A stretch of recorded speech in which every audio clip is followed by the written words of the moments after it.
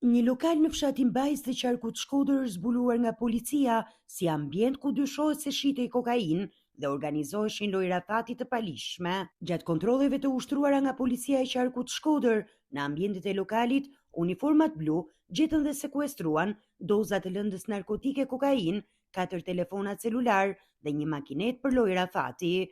Po ashtu u sekuestruan edhe pije alkolike të dyshuara të kontrabanduara, si dhe një shumë parash që dyshohet se ishte përfituar nga aktiviteti palishëm. Sipas policisë, subjekti ku ushtroi aktiviteti nuk rezultonte i regjistruar në organet kompetente.